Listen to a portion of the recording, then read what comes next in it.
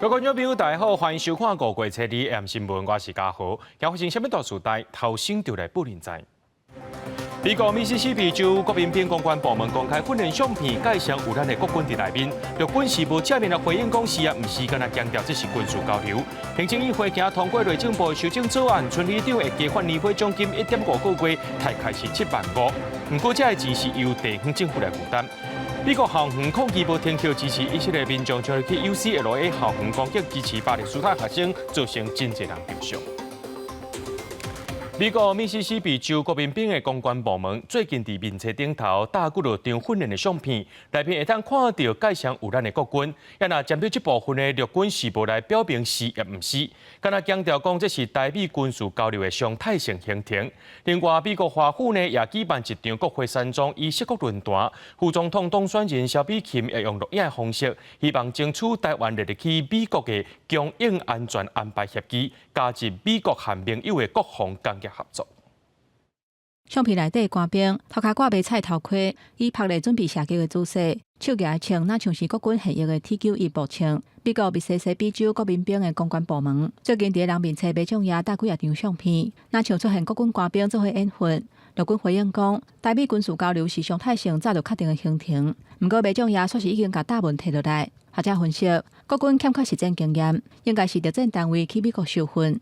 把它安插在美国某个单位底下，美国的一些建制单位底下，然后这些建制单位一旦去轮调去参加多边演习的时候，其实往往就会把我方的受训人员带上，单独执行对中共这个以进犯共军的一些相关的一个侦查，甚至于特种作战破坏的作为。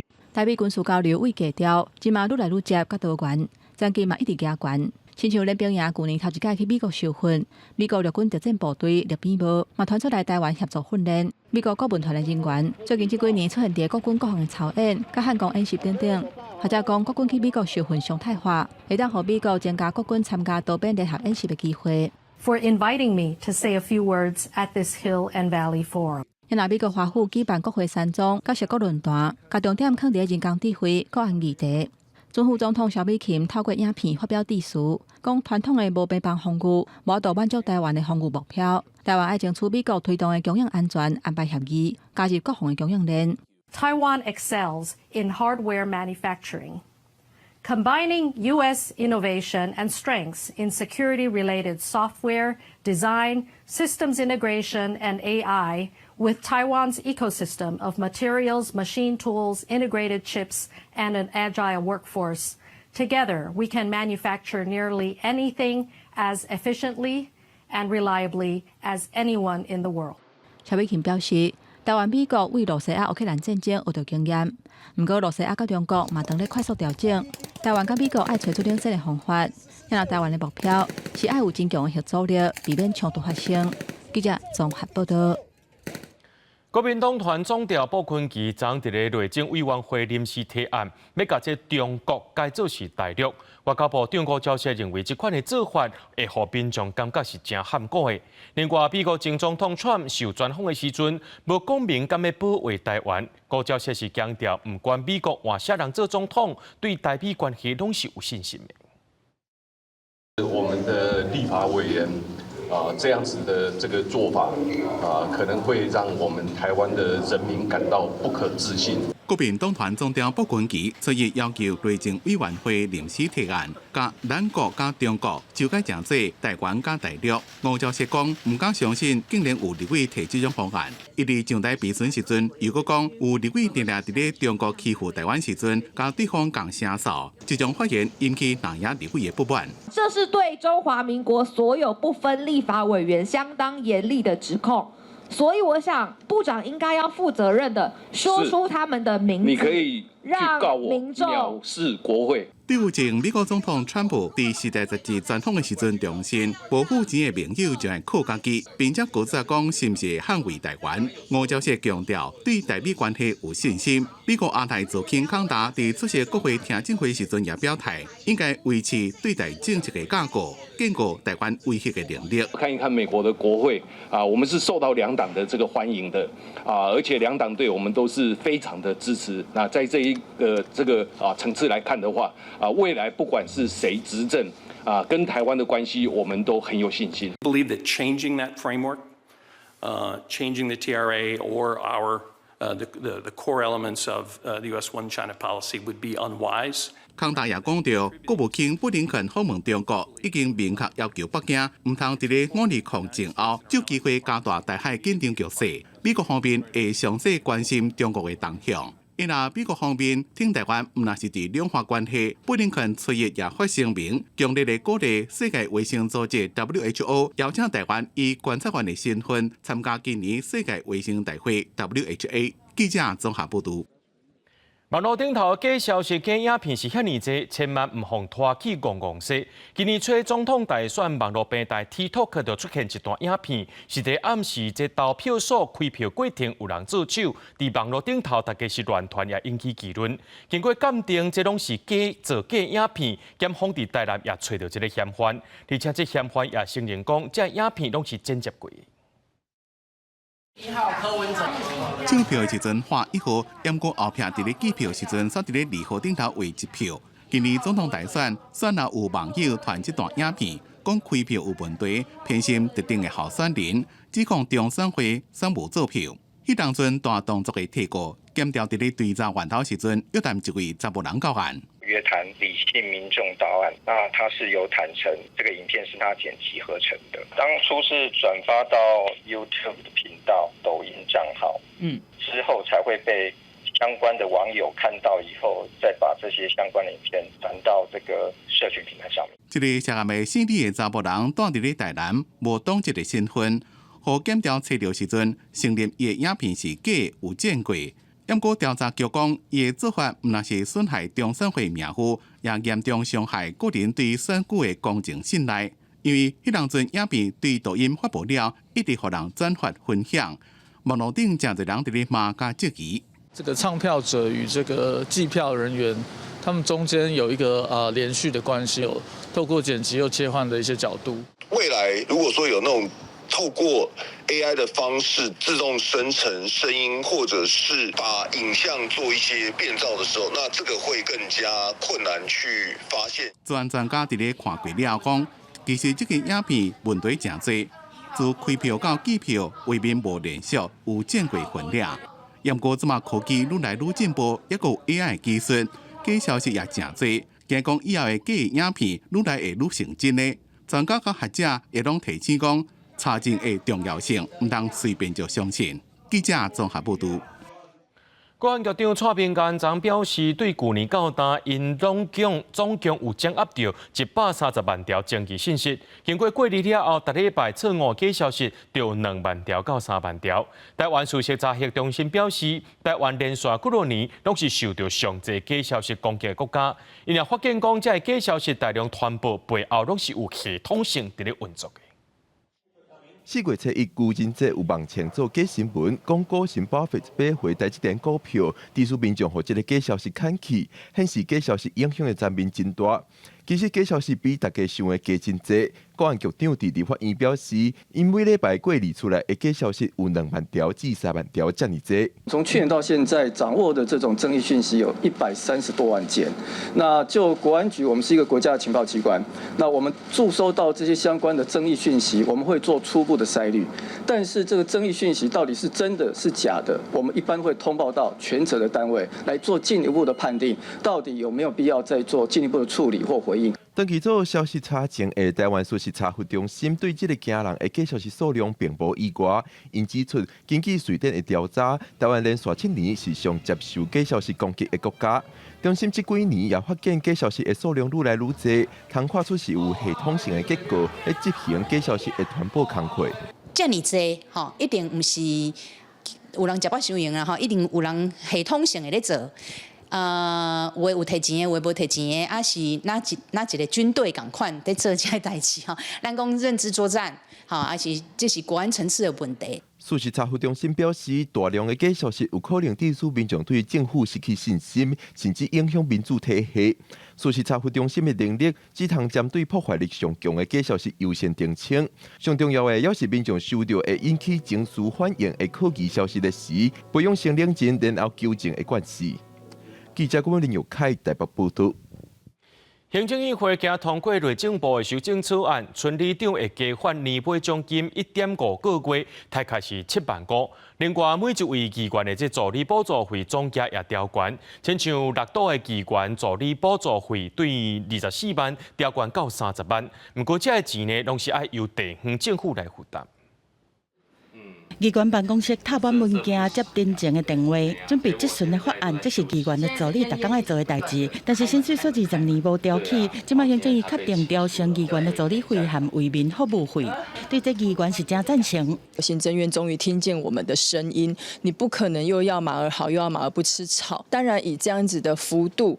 我们当然是觉得说，至少不无小补。立法院助理的加班有加班费，6都的直辖市议员的助理加班的没有加班费，这事实上是1国2制呢。所以我觉得这部分，既然这次修法之后一次把它修了。根据地方民意代表费用支给和村里长事务补助费补助条例修正草案，大个议员的助理补助费总额上限，直辖市议员对逐个月24万调升到30万，县市议员对逐个月8万提悬到14万。另外嘛，修正聘用助理的人数，直辖市议员至少请7个，县市议员至少请3个。草案嘛，将定议会必须要建立内控机制，防范有诈领助理费的情形。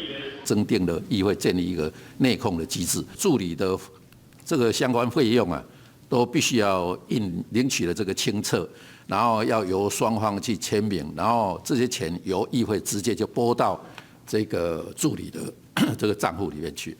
修法嘛调整为民服务费，直辖市议员对2万调悬到4万，县市议员对9000调悬到2万，乡镇市民代表对3000调悬到5000。其中发放村里长的年终慰劳金7万5，初估当年会增加5亿8千万的费用，将近明年过年的时阵入效。内政部所提的一个方案是最横平，然后经过审慎的一个评估，然后凝聚共识，不会有政治的一个考量，当然也不是为了个人。内政部处长吴永辉补充讲，财源是根据地方制度法，地方来负担，中央是补助少数财务状况较歹的县市。记者综合报道。行政议会今通过控诉03地动灾后复原重建方案，会投入285.5亿，协助公共设施复原重建、民众财省重建，还有产业振兴。交通部也宣布，花莲甲台东的自由行旅宿补助和团体补助，对1月开始推动3个月，一间房间上济会当补助到1000块。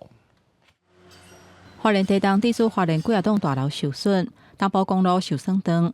为了协助灾区，行政议会初二通过控诉03建材复原重建方案，会投入285亿5千万，为4大面向：中央公共设施复原重建、补助地方修理公共设施、民间补助、产业振兴甲减免、设立规模重建辅导团，甲花莲重建办公室协助地方。投入的重建经费呢是会超过285亿，从优、重塑、重简的方式，尽力来协助地方政府还有地方的灾民。修理公共设施重建会投入184亿4千万，其中超过30亿会摕来复原道路区国家公园，17亿9700万会摕来修理铁路甲强化安全。人家厝灾损安置甲重建会投入58亿4千万。受灾户租金的补贴，1户3个人以下的每个月补助8000块，8个人以上的上济是1,800块。产业振兴是投入40亿8千万，要来协助企业纾困甲进行观光。那预计在这礼拜6。行政院副院长郑文灿会跟相关中央部会的人来到花莲，跟县府就所有的执行细节会有比较详细的一些讨论。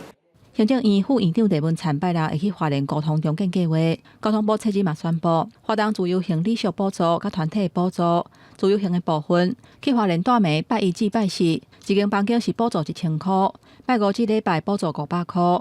若去台东带暝，拜1到拜4一间房间补助1000块，团体部分花莲集团补助2万，台东是15000块。为7月份开始会办理3个月。不过花莲的观光业者批评讲，是安怎台东买当纳入补助，麻烦到游客拢走去台东，互因是看有食无。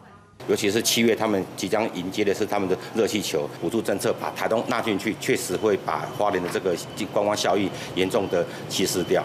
花莲观光业者讲，无排除上北抗议，偏保协会表示会配合方案组团，互旅客去花莲进行观光。不过每一间旅行社上济干会当申请5团，呼吁中央会当阁增加旅行团的数量。记者综合报道。身躯是家己的，唔通乱来，才袂食罪。伫咧保六总队有一名查甫警官负责立法院的慰安，说表出讲伊对查甫的部上的性骚扰，甲人乱摸乱说。保六总队今日表示，有一名当人可能犯性骚扰，已经去到这中正一分局报案提告。目前也先甲这个涉案的警官调离开职务，听候司法的调查。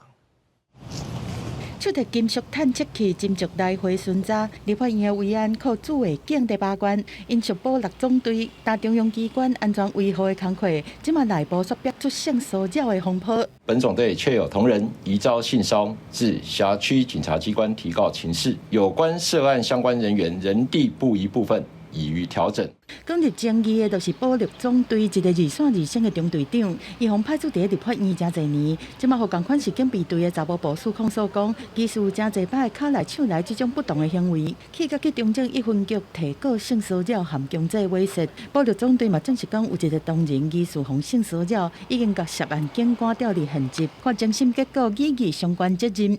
警察又是本身内部体制比较封闭的机关，一直以来都是用息事宁人的方式，或者是说去说服被害人，带点压力的去要求他就是私底下把这件事情处理掉，不要让这件事情进入性骚调查程序。警察逼出这种歹代并是第一届，之前嘛有一位警察防指控要对查某囝性侵害，而且佫互议员逼出捌对查某警察性骚扰。面对警界这种争议，警察工作权益推动协会点出讲，果然定定是真消极在处理，大多数拢要求司法解决，会当准拄煞就准拄煞，但是这种歹习惯一天袂改，嘛互一寡基层代志发生吞巴来，无愿意讲出来。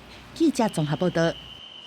去年伫台中有一个老爸苦毒家己6岁的查甫囡仔，这个老爸为着卖互法警讲，伊的囡仔互伊拍甲乌青结血，就逼这囡仔去浸烧烧水，要互这乌青散开，想袂到煞害囡仔渡水过身。这桩案件经过国民法官的审理，昨一审甲这个老爸依照凌迟未成年致死罪判刑16年。台中丰原一个姓齐的查甫人，去年开始几礼拜拍家己6岁后生。今年6月，查甫囡仔洗身躯的时阵煞渡水死亡。检警事后查出是这个老爸，将囡仔身躯顶的伤互人发现，要求伊伫塑胶箱仔内底泡烧水，互乌青退掉。不过最后煞害查甫囡仔渡水死亡。经过台中地院国民法官的参审，7依照凌虐未成年人致死罪嫌，甲姓齐的查甫人当判。被害人为被告的亲生骨肉，对被害人负有教养的义务，竟狠心剥夺被害人的生命，犯罪所生危害至为严重。国民法官充分评议后，判处有徒刑16年。台中地院表示，合议庭经过3天的审理，做出一审判决，专案还阁会当上诉。若彰化一个姓区的林某，毋但无合法的证照，阁苦毒几人的囡仔。2021年6月涉嫌伤害一个4岁查甫囡仔，彰化地院审理了后，作出一审判决。依照过失伤害以及成年人故意对儿童犯伤害等罪，这个无照接受托育的保姆呢，则是分别被处4个月、2个月以及1年5个月有期徒刑。彰化地院表示，林某已经甲被害人的家属谈和解，部分已经执行煞。最后，互人判1年11个月。不过，另外一个姓黄的查甫人煞拢毋认罪，所以互人判2年6个月有期徒刑。当初检举的民众是认为安尼实在判伤轻。小朋友都是爸爸妈妈的心头一块肉，你看看这样家长能那个吗？能服吗？当初检举的民众表示，判伤轻根本无法度显示正义，敢若希望安尼的悲剧莫再发生。记者综合报道。旧历3月23马祖省前后，拄好是垦丁旋湖放卵的季节。屏东海生馆合作企业合作，派人插入去海底，直播这旋湖放卵的画面。另外，有民众发现讲，伫后壁湖生态保护区出现规大片的鱼仔网，也惊讲这鱼仔网会破坏旋湖生态。老师，您刚刚有在讨论那个卵的大小，哦，大镜头翕到粉红色的精卵素熊熊喷出来，这是垦丁海底旋蚵一年一届生卵的画面。这拄啊好是农历3月23妈祖生，然后也是垦丁旋蚵生卵的时机。垦管处甲海参馆以及台达基金会3方合作，倡议水下直播旋蚵生卵。让我们来看看这个珊瑚是哪一种珊瑚？海底的星空。直播分做2阶段进行，迄暗9点半了后，才翕到较侪数量的画面。也因应旋蚵生卵，最近袂少创作人落水，互专家提醒爱小心光害伤济，互旋蚵忽唔着去影响生态。国外已经有研究显示，夜间的人工照明会影响这个珊瑚正常的生殖活动，包括沿岸的这些光害啊，还有大量的这个潜水客在夜间的这些照明。海参馆研究人员陆续伫顶个月29到30观察到旋蚵陆续生的精卵数，不过专家嘛发现今年数量无比去年遐济。因为去年有这个台风，那对垦丁的珊瑚礁造成比较大的一些影响。那今年看起来是没有像去年规模那么大。后壁湖生态保护区甲道边旋蚵区也互人发现有大面积的鱼网啊。虽然第一时间就移除，不过这是最近第2届出现。垦管处回应，顶个月28，这家真侪的唱水团队拢总113人进海，2点钟海中大变扫，清出差不多30公斤的粪扫。目前无接到通报讲有鱼网啊，但是有发现相关的会罚价3000块。记者综合报道。日本海军第6燃料厂新竹厂是目前台湾规模上界大的自前时期军事工业遗址。自2010年的时阵，获得了做历史建筑，也开始分做3期工程要来甲伊整修。经过初期的一个结构补强，最后一期修复工程7个月初2开工，也按算自2017年的时阵要来重新开放。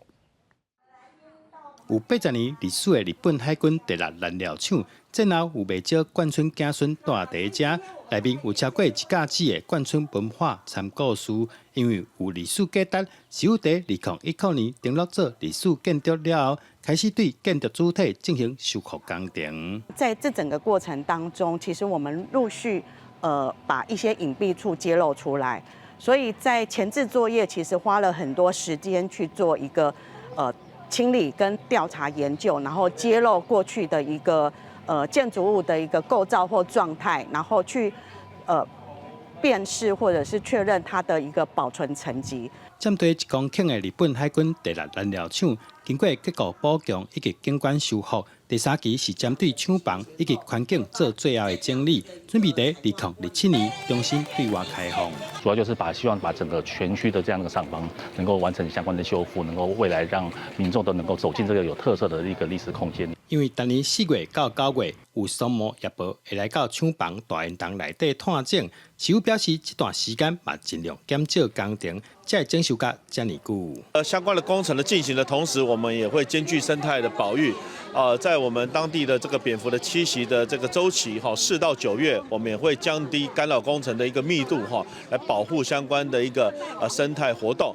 新北市文化局表示，未来园区完工了后会重新开放，民众会当来遮体验自然遗址以及眷村文化，把期待这个所在变做一个新的文化主乐。记者杜君豪，新竹报道。1923年起的嘉义市东门派出所是嘉义市唯一一间对日本时代保留较大的警察机关单位。自2010年订入做历史建筑了后，经过7年的调查研究甲修复，找到清朝、日本时代也有民国这3个时期的建筑本本。去年11月也把这个所在变作是艺文空间。日本时代派出所甲警察宿舍，即马正做是展览的所在。即马派出所会当活发，附近的店家甲较早捌住过这个宿舍的民众，拢真欢喜。停车啦，有的涂骹摆搭安尼啦，伊即马会使啊，咱遮会较闹热啦，吼，人来遮佚佗会较闹热啦。我爸爸是这边的警察啦，所以我们小时候就是在这个庭院玩，所以就是邻居就是串门子啊，上上下下，所以充满了儿童的回忆这样子。修复团队表示，这间派出所用地25多栋，修复的过程当中，佫发现清朝留落来建筑无结构，可能就是诸路国北境万山导引的所在，所以举办第一场展览的节展单位，都是派出所办公厅的所在，用艺术的方式呈现迄当阵的风景。就这3栋啊，后来是迄个我的遗构，所以我中间也等了他1年多啊。当初我们进来的时候，因为已经闲置了20几年，所以白蚁虫害的也严重，而且这个当初没有人要标示，因为在市场。为东门派出所的当兵看出去，其实就会让天气好的时候，就会使看到有山，因为这的以前是一面湖，爱伫君山竖起的日光甲照落来的时阵，其实君山就会映伫这面湖管顶，所以才叫做满山倒映。除了重现侏罗国北京以外，内底阁有展出日本时代家己地区古典诗人林五分的作品。文化局表示，将来才会规划做文化基地，委托民间来经营。希望互这间记录家己历史的派出所，成做推广艺文的所在。记者林慧婷家己报道。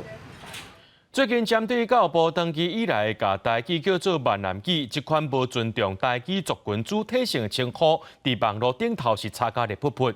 关注台语议题，民进党立委陈培如和张雅玲，今仔日伫立法院质询的时阵，也要求教育部着爱积极改正，甲闽南语改做是台湾台语。教育部表示，若准含课纲无牵连的这业务呢，亲像是语文检定、语文竞赛、文学奖等等，因会伫咧1个月内讨论出结果，看安怎调整。无论是教育部的面册文章、线定字典，还是全国语文竞赛等等，只要甲台语有关，教育部拢是用闽南语来称呼。毋若引起民间团体的不满，台师大学者嘛有写电证书，呼吁教育部改做台湾台语。毋过教育部的回应是讲，无社会共识和课纲暂时无法度顶当做理由，毋改。关注台语议题，民进党立委张雅玲，伫摆是立法院质询的时，就针对118新课纲问教育部敢会愿意往台湾台语的方向调整。但我们这个6月这个会议结束之后，如果有结论的话，我们是不是就可以在118课纲里面去用台湾台语这个字呢？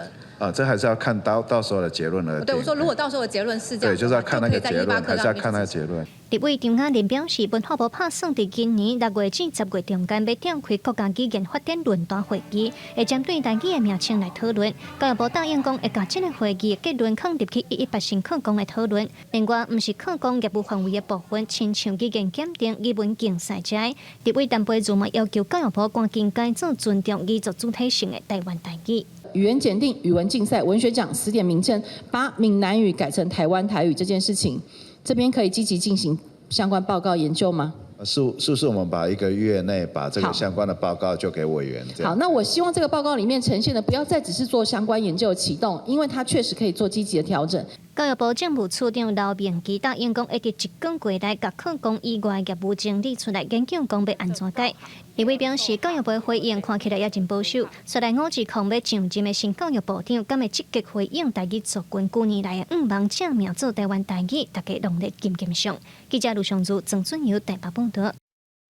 带观众朋友来看这新闻，讲到美国各地头的大学生支持巴勒斯坦的抗议行动，且一直咧加州大学洛杉矶分校发生严重的冲突，支持以色列军将举军去攻击这抗议学生，混乱当中有人钻险墙水含射烟火，造成真侪人受伤。洛杉矶的警方已经要求示威者要离开校园，若准无者，因就要甲因处理啊。目前警方伫24点钟内，全美国的校园抗争内面已经掠几600人啊。支持以色列的民众去到加州大学洛杉矶分校 UCLA， 亚军对支持巴勒斯坦学生的头壳全喊落，变做侪人拍一个人的情形。UCLA 学生嘛无咧惊伊，大声甲抢转去。流面是乱糟糟，还有人喷咸姜水甲放烟火。支持以色列的民众一直挖过，要甲营地拆掉。流面已经未收煞，这个冲突造成至少15个人受伤，1个人送病院。I think it's ridiculous. We haven't been here this whole time. We were just standing right in front of our encampment, which is a right that we have, and we got pushed from all the way over there to over here. 伫东华，美国当地时间4月30透早，哥伦比亚大学替巴勒斯坦的学生攻占校舍。这2礼拜的示威行动是愈来愈激烈，300多个人去警方抓起来。那哥伦比亚大学、UCLA、全美国10多间大学，初一拢爆发示威行动。过去24点钟内，警方伫全国的大学拢总逮捕400多个人。从4月17大学示威爆发到今，已经有1600多人被抓起来。这波拖去甲全美国大学抗议的行动，加做1960、1970年代反越战示威行动以来，美国境内示威校园数量上多，而且抗议的时间上久的一届。目前警方已经宣布 UCLA 校园示威是违法的活动，而且几啊届大声呼吁示威者都要解散，若无会采取进一步的行动。另外一方面，美国国务卿布林肯伫以哈冲突了后，第7届去拜访中东，且伊伫以色列强调讲，都要赶紧达成停火协议。根据由埃及提出上新的协议，由哈马斯释放33以色列的人质，来换暂时停火。哈马斯讲会伫第期来回应。We believe that there should be a ceasefire as part of this hostage deal, and it should happen immediately. 不过，以色列强硬派内阁成员甲以色列总理纳坦雅胡施压，强调绝对袂当接受停火协议。纳坦雅胡侧伊嘛强调讲，无论敢有停火协议，以色列军方拢会对加沙的拉法展开攻击的行动。公司新闻新闻编译。讲到这以哈冲突是还未收煞，哥伦比亚总统宣布要和以色列断交，原因是以色列总理纳坦雅胡伫这场战争犯着种族灭绝的罪行，因是无法度接受的。Que mañana se romperán las relaciones diplomáticas con el Estado de Israel por tener un gobierno, por tener un presidente genocida. 哥伦比亚总统伫国际劳动节活动宣布要和以色列断交，伊批评以色列对加沙的攻击是一场种族灭绝。也那以色列外交部长伫社群平台表示，哥伦比亚和怪物徛共边的这段历史会流传万世代。也那这哥伦比亚和以色列断交，接落来局势会安怎发展，佫需要观察。讲到亚洲最近温度一直咧升悬，一寡国家因为天气伤过热，温度变悬，宣布要休假。伫越南的南部呢，有一大水库，当地媒体是讲，因为热流的影响，而且这管理出问题，害骨了10万尾，大概有200吨鱼仔装冰岛啊。宋门水库内底的鱼仔拢因为欠水死了，在地居民甲记者讲，大家拢因为鱼仔的尸体臭干干，这10天来生活品质是真歹。越南南部东南省的水库有几10万尾鱼仔死去，这个所在已经几礼拜无落雨。管理部门为着要挽救水尾的农作物，想要甲水库下底积沙清掉。不过因为水库的水位伤低，鱼仔根本就无法度生存。在地人甲媒体记者认为讲，是热浪降温加上水库管理不当所致。quá nóng và mà rất là mệt, người lúc nào cũng khó chịu lắm. 都甲东南亚大部分的所在同款，越南南部甲中部地区都受到破坏性高温的影响。4月30日，解放南方统一直休假，越南部分的所在气温是44度，雨落街仔路是无啥人，大部分的民众选择踮伫室内。越南国家气象局表示，过去这几天北部甲中部部分地区记录到上高温是42至44度，爱到5月初温度才会较降低。南非开普敦4月初发生强烈的风暴，有500多只强要断正的红海龟，去互海水冲起来海沙坡，尾后有风救起来，即马安置伫开普敦海龟保护中心。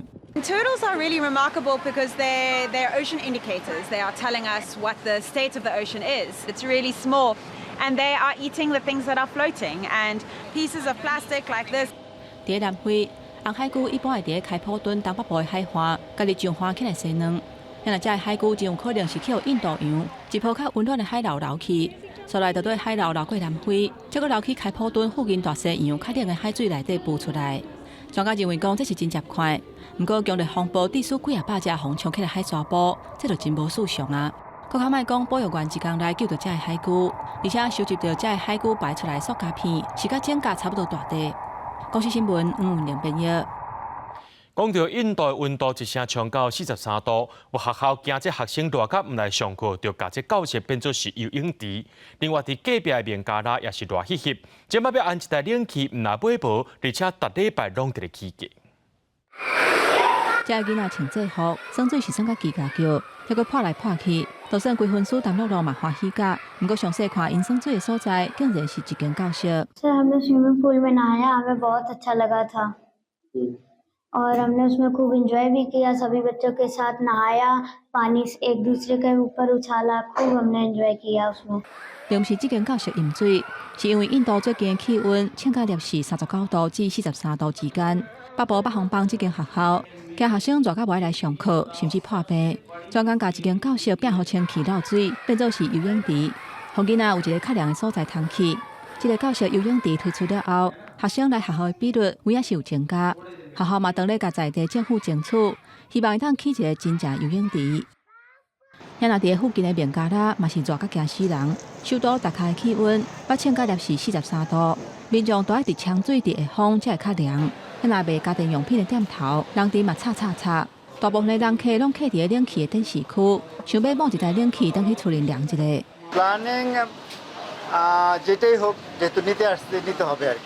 冷气伫棉加拉，原底毋是一般的消费者厝内拢会安尼。最近这几年，因为当地电力普及，加上全球暖化的影响，装冷气的人是愈来愈多。而且最近因为需求量大大增加，制造商根本就袂付出货，部分的厂商趁机会加关价销，低出冷气的价销，逐礼拜拢咧起。 3 দিনের ব্যবধানে 3000 টাকা বেড়ে গেছে। যখন আসছি তখন ফুল গরমই ছিল আর চাহিদা তখন বেশি ছিল। দেখা গেছে তখন যখন আসলাম দেখছেন 20-30 জন লোক প্রায় ওনাদের মাত্র 2-3 জন সেলার আর কাস্টমার প্রায় 20-25 জন ছিল। তো বেশি ভিড়ের কারণে আমি কিনে নেই। তো ওদিন টাকা নিয়ে আসিনি, আজকে টাকা নিয়ে আসছি মূলত। আসার পরে দেখতেছি 3000 টাকা বেড়ে গেছে আগে দামে। 经销商指出，有的机型顶礼拜的价销是63000块塔卡，一礼拜已经起到72000塔卡。 差不多起台票3000块，不过面对1948年以来上热4月份，消费者讲价销搁较安怎起，嘛是着买。公司新闻7万2编译。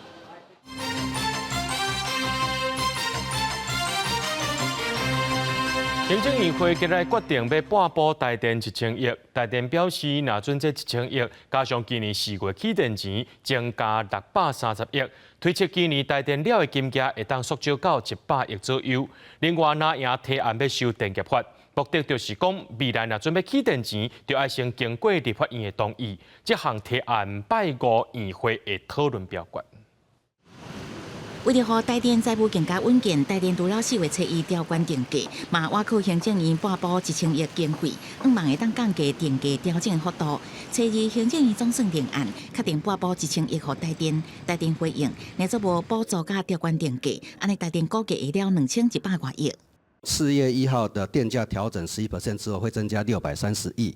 那再加上这1000亿，那另外我们考虑最近燃料价格回跌，估计今年的亏损可以缩小到100亿左右。那就是说，补贴1000亿，就是会让台电减少亏损1000亿。 电价调悬就惊影响物价波动，南北两党进行提出无起电价决议表决通过。不过经济部长甲台电表示，依法遵守电价审议结果。这完后国民党团总调鲍昆萁出招化工，无要审经济部预算。经济部长王美花回应，希望国会以理性问政。经济部会拍拼做代志，对初3要提电价法49条修正草案直接交付议讨。未来若做有关电价调悬还是调降，拢研究先经过立法院同意。这件代志，经济部长王美花我那对我说明，在你的专业角度，你的感觉是什么？我们当然是认为现在的机制是比较好、比较对的。如果这个还要到立法院同意的时候，那这个整个的时间会衔接不了，而且非常有可能，比如说审议会说是 A 方案，那立法院改成 B 方案，那这样的话，未来我们的审议会的机制就变成是一个比较奇怪的一个情形。我们这一次的调账已经做了。 这个非常的限缩，所以我们在今天如果部长还一直强调的话，我们就赶快来修电业法。王美花表示，不爱让台电起价，安尼等于是用政府的经费拨补较济用电大户。经济部希望台电会当健全经营。拜五议会若是表决顺利，预定民进党无排除提出调解协商，专案进入1个月协商冷冻期。记者综合报道。 疫情虽然已经度疫，不过用过燃料棒到台一直伫咧路心内面无法度提出来。另外，会当讲是已经特别完工的一个大型储存设施，却因为新北市无要核发水保完工证明，关伫遐11年啊，拢无法度启用。最近2边达成和解，新北市政府按算伫咧5月77前决定。 迄个抢2台机组分别度疫4-5年，用过的燃料棒也无法度退出路心，用来暂控用过燃料棒的大型体存场。11年前，互新北市认定无照度时间，无法度核发水保完工证明。台电保护提高胜诉，双方也超未平。最近总算达成和解，新北市政府讲水保计划会好通过。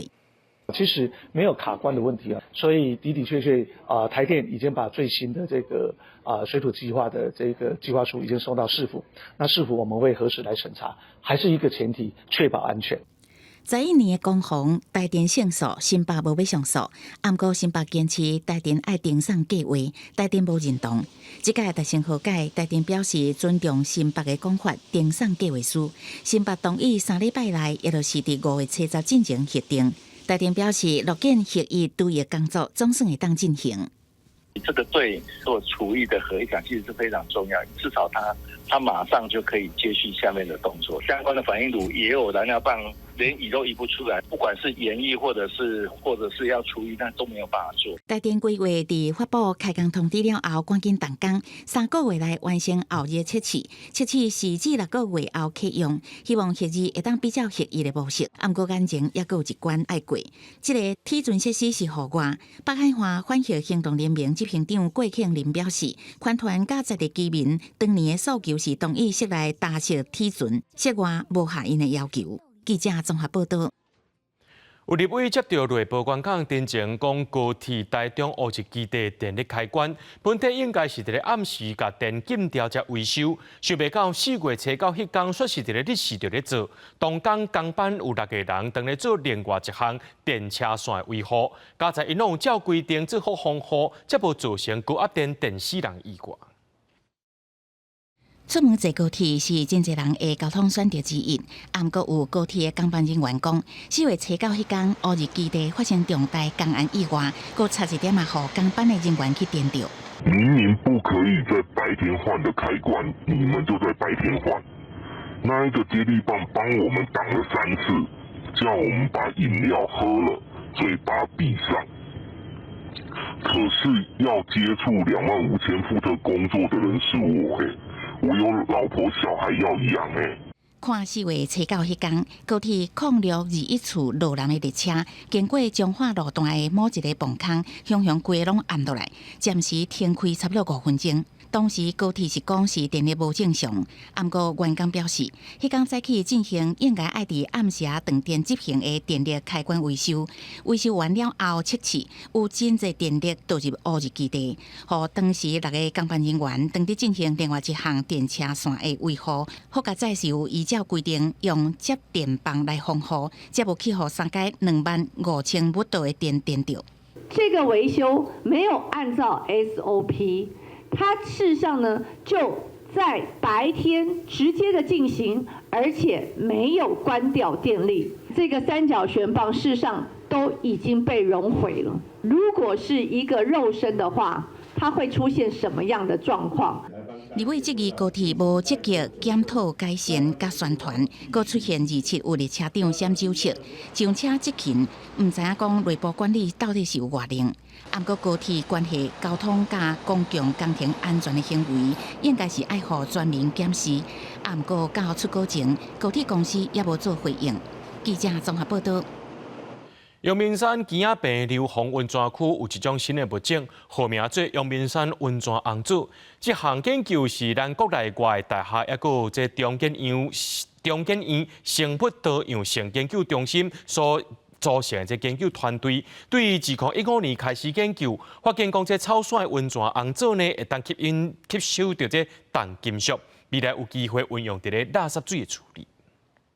阳明山国家公园内红山温泉区远远看望烟散雾，这分布内底，互学者发现新物种，号名叫做阳明山温泉红水草。2015年开始，由东海大学4名科学系教授刘小伦的团队陆续采集样本，中山大学刷雷分析，有指标性的基因序列资料库比对，初步判定是家己 area 马西马这属的水草种是细胞上大的一种温泉红水草。团队发现草丛差不多1.2至3.8米，无靠外物成长的能力，甲资料库的红水草差不离济。推断的这个亲缘关系呢，在文献当中，或者是我们分析的结果呢，实际上跟其他的同属的不同种的这一些亲缘关系是相差很远。研究团队改用另外一种方式研究，甲采集到的样本透过基因序列先确认物种，再用基因体形态、生理这特色综合分析，确认是新属新种。研究成果嘛有上国际出名期刊。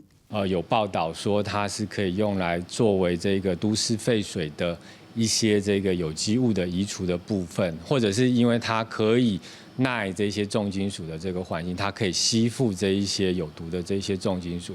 学者讲，温泉红水草有爱烧甲酸以及特别的光合作用调节机制的特性，也可会当吸重金属，有发电潜力，应用伫固碳也是废水处理，无定着真有路用。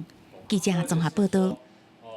对东南亚来气候这几年严重扰乱日月潭的生态，最近伫咧高雄的莲池潭也有民众钓到一尾80公分长的鱼虎，这款外来种严重损害到本土鱼仔。观光局也讲，未来加强巡逻管理，避免造成生态危机。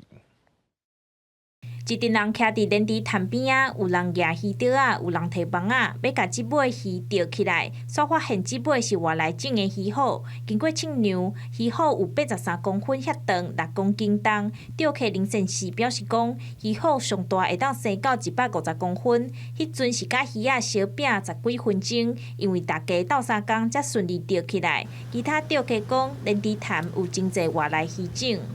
含伊伫遐咧拉扯这个过程，然后持续10几分钟，尾手伊就渐渐啊，鱼啊就渐渐啊无力啦嘛吼。我都慢慢甲收转来。外来种的足济啊，足济780公分，迄足大只的啊。林先是伫顶个月底伫莲池潭参加社团钓鱼仔比赛，钓到遮大尾鱼虎是引起讨论。专家表示讲，因为鱼虎是食肉鱼仔，加上食高生碳，会食原生种的鱼仔甲虾仔，对本土生态危害足大。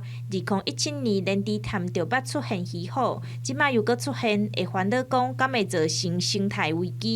具体做伙这个鱼虎伊嘛去甲会搁去甲保护。对于别种鱼仔要甲伊竞争都困难，咱台湾的鱼仔来讲，属于掠食性的鱼种。每年7月，它会进入到繁殖的高峰期，对于台湾本土水域生物，它的冲击是非常严重的。农业局表示讲，经过鉴定，即尾确实是鱼虎，因为伊对台湾本土生物的冲击是愈来愈严重。未来观光局也会加强巡检，希望莫影响到环境的生态。记者张义辉、邱兆勇高雄报道。热天一个到防止日头晒防护紫外线变做是一项真重要的工作。皮肤科医生也讲，这大人囡仔拢爱注意，特别是囡仔皮肤较油，防止日头晒的时阵，就爱经这唔通伤过刺激的产品，亲像这个防晒油，就爱特别注意。豆豆进入烧热的天气，热天若到，毋若日头赤炎炎，阁爱特别注意紫外线。有医生表示，日头晒过头，毋若晒乌、晒伤，加速皮肤老化，引起皮肤病、生斑、生痣的几率也会变悬。皮肤科医生也提醒，防紫外线是大人、囡仔病仔重要。毋过囡仔皮肤较油，1岁以下囡仔无建议抹防晒的产品。较大汉的囡仔准讲要用，也爱经成分较袂刺激到皮肤的产品。小朋友在选择防晒，它的温和度是非常重要。1到3岁之间就选择纯物理性的防晒。物理性防晒就一个重点，非纳米性的，因为在目前欧盟也建议小朋友不要用纳米型的物理性防晒。成分表上面会写 nano，N-A-N-O。没有的话就是非纳米型的防晒。另外，也有皮肤科医生表示，真侪人看天气乌阴无阴，想讲无啥日，就袂记你爱防紫外线。也有一寡人即马惯习惯出炎出门，想讲有扎的部位就免抹防晒的产品。其实这些拢是唔对的观念。阴天的时阵，就算有云，黑紫外线嘛是穿透过来。一般外科口罩它是没有什么防晒的效果，穿透的这个趴数还是蛮高的，所以不只挂去你也该抹防晒，还是讲搭配。野雨伞是地帽啊。医生嘛讲，一般大家咧抹防晒产品的时阵，常常会落到鼻仔、耳孔后、肩胛头、骹盘这个所在。也若皮肤较敏感的人，亲像较厚生条啊，就造成皮肤炎等等。若当咧发作，就无建议使用防晒产品。但若互医生看了皮肤状况较稳定，则建议经较无负担的防晒产品来使用。记者刘新武、谢桂林台北报道。花莲大地震了后，毋但花莲市区的这个店家生意受影响，伫德鲁区甲苏花公路南边的新城村，规条街路冷冷清清，是无观光客。是因为讲目前主要拢是咧处理市区拆除甲征收，这新城村的民众也希望讲政府来甲因斗相共。为了要帮助4月初3地震了后，市区民众会当修理厝体，台积电第一时间就派员去协助抢修。不过需要帮助的电话一直无停过，目前已经有270户爱修理。到昨天我们来这边的第17天，我们已经完成了73间的修缮。那目前呢，大概有100多、170、180都已经陆续在安排在修缮中了。我们都会先有可能比较弱势的家庭，或者是一些低收，那有结构上的跟我们墙面上的一个疑虑，那居住上的一个安全，都会优先的来做一个处理。除了市区厝受损以外，伫台九线苏花公路甲台北线泰鲁阁出口的新城村，原来出现另外一种灾情。较早正闹热的老街，即马空影影，一寡店头规去公休，希望政府也当关心新城村的生活。从来没看过这种景象啊！然后假日的时候，真的觉得很多车子要大排长龙。他只顾到花莲市，我们这边也是都没有收入了。哎呀，是觉得应该一些振兴的方案哦。县政府表示，地动了后救灾抢险是首要的项目。目前有公共安全记录的红单大楼爱先拆除，其他县市受损的情形，包括观光产业、农业者的问题，拢会协助向中央提出申请补助。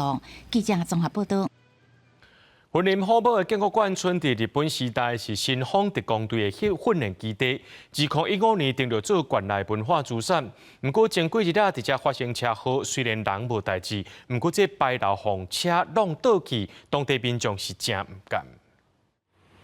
轿车和重型机车相撞了后，这轿车直接撞到牌楼，造成牌楼的基座断去。4月30透早，这场车祸甲虎尾建国一村的牌楼弄断去，好在在驾驶送病医了是无安全。牌楼及基座遭撞击毁损，全案由虎尾交通小队依 A2事故程序处理，并通知建国一村发展协会做后续处理。虎尾建国馆村捌是新丰特工队的训练基地，甲当一二村阁有楼1970年起的2座牌楼，即摆互弄断，当地协会是真唔甘，希望相关单位会当较早甲修理好。就是代表眷村的一个意向。那大家对这样子的话，就是他就说在心理上面就会认同，有一个认同感。那如果现在一旦垮了，我觉得那个认同感会有一点被破坏掉。依照保存管理维护的办法，那召集专案小组，包含我们的文化资产委员一起去现勘。文管处讲，虎尾建国馆村伫2015年6月登录作云林县的有形文化资产，属尊落建筑群。这个牌楼捌伫2020年因为生鲜加固更新，会伫会勘了后做后壁的修复。另外，嘛向肇事者来求偿。记者综合报道。搁在2个月，就是金碧山野的采收期。彰化埔心是全台湾金碧山野上界大的产区，所以因为今年春天温差上过大，影响到山野开花，这收成可能剩无啥啥。山野园内底原本应该是满满的山野，即阵生甲哩哩答答。彰化埔心乡是全台湾金碧山野上大的产区，但是今年春天温差大，山野无开花，影响结果率，收成恐惊剩无啥成。让一丛，有让5、6丛，拢无开花也无叶安尼。这情形算今年的收成。照以往，逐一年像我那分配地，我有超要到3万，但是今年的时阵只有4成尔，4成粒尔。埔心乡农会表示，金碧山野产量有分大细年，旧年大丰收，今年产量原本就较少，加上气候影响结果率，预计计销可能会打破过去的纪录，每公斤超过200块。面对农作物计销甲产量的大起大落，农会就建议农民加强耕耘管理，稳定品质甲产量。若要迄大细年较好控制，阮遮是会建议讲吼，看是要8月中还是小暑过后几礼拜的，拢撤掉，安尼明年会较好管理安尼。因为天气的无稳定，所以有当时收成就好，有当时收成无好，所以咱就用加工品的方式来增加农民的收入，嘛会用替农民来销一寡山野。金碧山野食起来粉粉，有土山野的香味，因为平均甜度有21度，真适合做加工品。农会这几年开发山野干、枝仔冰、饼等等的加工品，希望用多元行销的方式，提高金碧山野的经济价值，增加农民收入。记者杨淑晴彰化报道。明仔载天气是好也是歹，做伙来看预报，恁就知。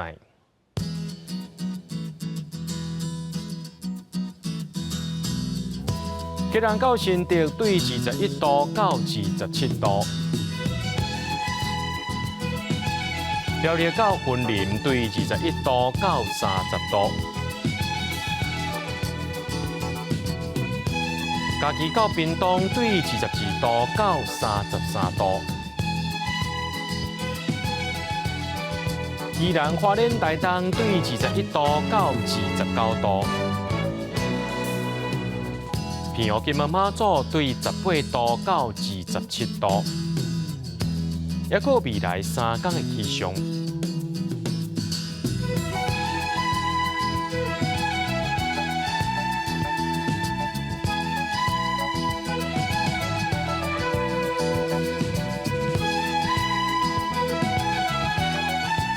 在新闻最后，感谢各位观众朋友收看今日AM新闻，我是嘉豪，咱再会。